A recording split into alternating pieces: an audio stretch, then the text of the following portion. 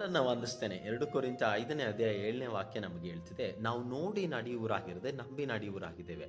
ಪ್ರೀತಿ ದೇವಜನರೇ, ನಮ್ಮ ಜೀವಿತದಲ್ಲಿ ಯಾವ ಪರಿಸ್ಥಿತಿಯಲ್ಲಿದ್ದರೂ ಮನುಷ್ಯನು ಇವತ್ತು ಜೀವಿಸ್ತಾ ಇರೋದಲ್ಲ ನಂಬಿಕೆಯಿಂದ. ಅವನು ಮಲಗುವಾಗ ಒಂದು ಆಲೋಚನೆ ಇದೆ, ನಾಳೆ ಬೆಳಗ್ಗೆ ನಾನು ಎದ್ದು ಎಲ್ಲ ಕಾರ್ಯಗಳನ್ನ ಮಾಡ್ತೀನಿ ಅಂತೇಳಿ.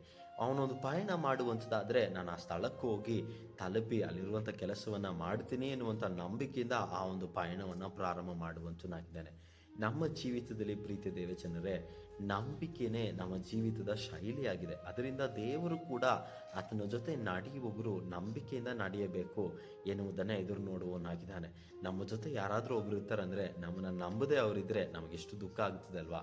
ದೇವರು ಕೂಡ ಅದೇ ರೀತಿಯಾಗಿ ಆತನು ಹೇಳುವಂಥ ಮಾತನ್ನು, ಆತನು ಹೇಳುವಂಥ ಪ್ರತಿಯೊಂದು ಕಾರ್ಯವನ್ನು ಆತನ ಮಕ್ಕಳಾದಂಥ ನಾವು ನಂಬಬೇಕು ಎನ್ನುವುದನ್ನು ಎದುರು ನೋಡುವವನಾಗಿದ್ದಾನೆ. ಉದಾಹರಣೆಗೆ ನೋಹನ ಕುರಿತಾಗಿ ನಾವು ನೋಡುವಂಥದ್ದಾದರೆ, ಅದುವರೆಗೂ ಕೂಡ ನೋಹನ್ ಮಳೆ ಅನ್ನೋದನ್ನೇ ನೋಡಿರಲಿಲ್ಲ. ಆದರೂ ಕೂಡ ಆತನ ಏನು ಮಾಡಿದನು? ನಂಬಿ ದೇವರು ಹೇಳಿದಂಥ ಮಾತಿಗೆ ವಿಧೇಯನಾದನು. ಪ್ರೀತಿ ದೇವಚನರೇ, ಆತನು ವಿಧೇಯನಾದದ್ದರಿಂದ ನೋಡ್ತೀವಿ ಅವನು ಅವನ ಕುಟುಂಬವು ರಕ್ಷಿಸಲ್ಪಡುತ್ತಾ ಇರೋದನ್ನ. ಅವನ ನಾವಿಯನ್ನು ಕಟ್ಟಿ ಅವನನ್ನು ಅವನ ಕುಟುಂಬವನ್ನು ರಕ್ಷಿಸಿದನು. ಇವತ್ತು ನಮ್ಮ ಜೀವಿತದಲ್ಲೂ ಕೂಡ ದೇವರ ಜೊತೆ ನಡೆಯುವಾಗ ನಂಬಿ ನಡೆಯಬೇಕು.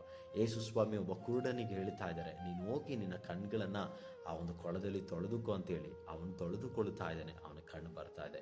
ಯೇಸು ಸ್ವಾಮಿ ಹೇಳ್ತಾ ಇದ್ದಾರೆ, ಈ ಬಾನೆಗಳಲ್ಲಿ ನೀರನ್ನು ತುಂಬಿರಿ ಅಂತೇಳಿ. ನಂಬಿಕೆಯಿಂದ ತುಂಬಿ ಅದನ್ನು ಮದುವೆ ಮನೆಯಲ್ಲಿ ಬಡಿಸ್ತಾ ಇದ್ದಾರೆ. ಅಲ್ಲಿ ನೀರು ದ್ರಾಕ್ಷಾರಸವಾಗಿ ಮಾರ್ಪಡ್ತಾ ಇದೆ. ನಮ್ಮ ಜೀವಿತದಲ್ಲೂ ಆತನನ್ನು ನಂಬಿ ನಡೆಯುವಂಥದ್ದಾದರೆ ಆತನ ಮಹಿಮೆಯನ್ನು ನಾವು ಕಾಣಬಹುದು.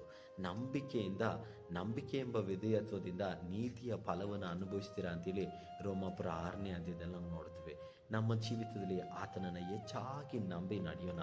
ಆಗ ಮಾತ್ರನೇ ಆತನನ್ನು ಮೆಚ್ಚಿಸಲು, ಆತನಿಂದ ಪ್ರತಿಫಲವನ್ನು ನಾವು ಹೊಂದಿಕೊಳ್ಳಲು ಸಾಧ್ಯ. ದೇವರ ಜೊತೆ ನಡೆಯುವಾಗ ನಂಬಿ ನಡೆಯಬೇಕು. ದೇವರ ವಾಕ್ಯದಿಂದ ನಿಮ್ಮನ್ನು ಆಶೀರ್ವದಿಸಲಿ.